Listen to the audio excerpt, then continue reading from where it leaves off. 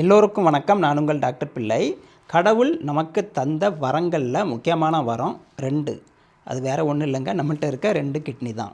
யாருக்காவது கிட்னியில் பிரச்சனை வரும்போது கிட்னி டிரான்ஸ்பிளான்ட்லாம் பண்ணுறாங்க இல்லையா, நம்மள்கிட்ட 2மே நல்லா இருந்துச்சுன்னா அதை ஒன்றை இன்னொருத்தங்களுக்கு தானமாக கொடுத்தா அவங்களும் உயிர் பிழைக்க முடியும். இன்றைக்கி இந்த வீடியோவில் பார்க்கக்கூடியது 5 மோசமான பழங்கள் எதுக்குன்னா கிட்னிக்கு.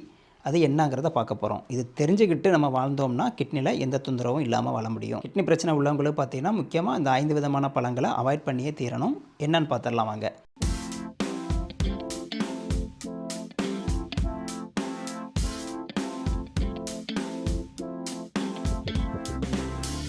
முதலாவது பார்த்தீங்கன்னா வாழைப்பழம், பனானான்னு சொல்கிறோம் இல்லையா.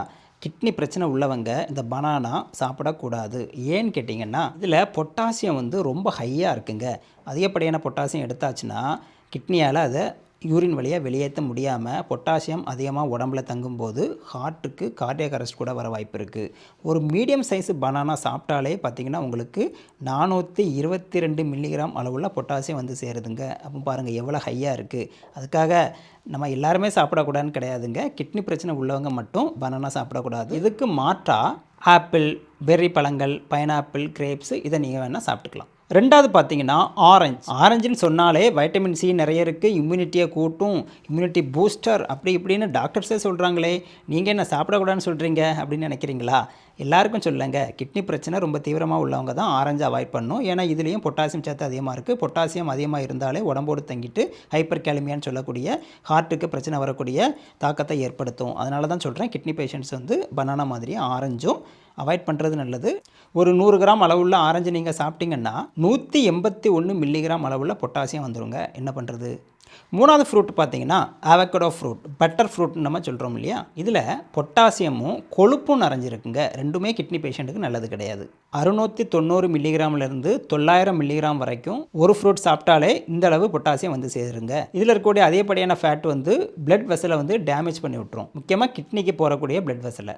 அதுக்கப்புறம் கிட்னியில் கொஞ்சமாக டேமேஜ் உருவாகி புரோட்டீன் யூரின் வழியாக லீக் ஆகிறது, இந்த மாதிரி பிரச்சனைகள்லாம் அதிகமாகிடும். அதனால தான் சொல்கிறேன், இந்த அவகேடோ ஃப்ரூட்டில் உள்ள அதிகப்படியான பொட்டாசியம் மற்றும் கொழுப்பு கிட்னி பேஷண்ட்டுக்கு நல்லது கிடையாது. 4வது பார்த்தீங்கன்னா ட்ரைடு ஃப்ரூட், அதாவது உலர் பழங்கள் சொல்லுவோம் இல்லையா. பொதுவாக அந்த உலர் திராட்சை, உலர்ந்த அத்திப்பழம் சாப்பிட்றது, ஏப்ரிகாட் பழம், ரைசின்ஸு இதெல்லாம் நம்ம கிட்னி பேஷண்ட்ஸு சாப்பிடக்கூடாது. ஏன்னா இதில் அதிகப்படியான சுகர் இருக்குது, பொட்டாசியம் இருக்குது. 2மே கிட்னி பேஷண்ட் நல்லது கிடையாது.